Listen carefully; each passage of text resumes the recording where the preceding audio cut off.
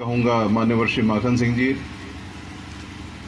जो श्री अरविंद से निकली हुई परंपरा के वाहक हैं और श्री अरविंद ने जो स्वप्न देखे थे और जो संकल्प लिए थे उसको पूरा करने के लिए वे उद्यमशील हैं। भगवान ने उनको यंत्र बनाया है। तो ऐसे महानुभाव हमारे बीच में उपस्थित हैं, इसलिए भी एक महत्वपूर्ण अवसर हमारे बीच में है। आज के इस अवसर पर हमारे बीच में जो विशिष्ट महानुभाव हैं उनका भी थोड़ा मैं उनकी उपस्थिति भी रेखांकित करना चाहूँगा। हमारे मान्यवर श्री दीपक विस्पुते जी, मान्यवर श्री विनोद कुमार जी, मान्यवर श्री सुहास जी, मान्यवर श्री अनिल जी डागा, मान्यवर श्री गोपाल जी, मान्यवर श्री पारस जी जैन,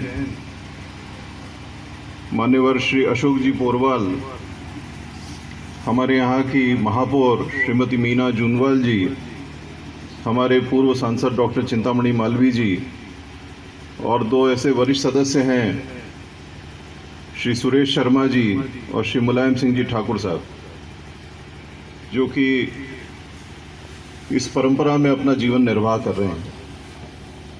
आज के इस कार्यक्रम के अवसर पर जो दो निमित्त हैं, एक का मैंने आपके समक्ष उल्लेख किया कि श्री अरविंद यहाँ अपनी साक्षात समस्त श्री शोभा और संपन्नता के साथ में उपस्थित हुए 12 दिसंबर 2012 को दोपहर 12 बजे।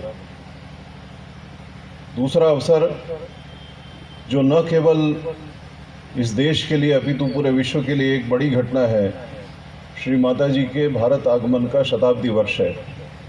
श्री माता जी 24 अप्रैल 1920 को परमानेंटली भारत में पधारी थी। उनका जन्म फ्रांस का था और उन्होंने अपने संबंध में कहा कि जन्म से मैं फ्रेंच हूँ पर मेरी आत्मा जो है वो भारतीय है।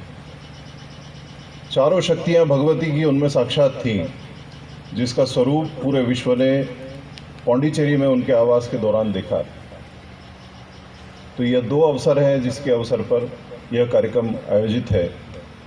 थोड़ी सी एक संक्षिप्त भूमिका श्री अरविंद के जीवन के प्रति, उनके अपने कार्य के प्रति और इस स्थान के प्रति रख कर के अपनी बात समाप्त करूंगा। पहला प्रश्न खड़ा होता है कि श्री अरविंद कौन है।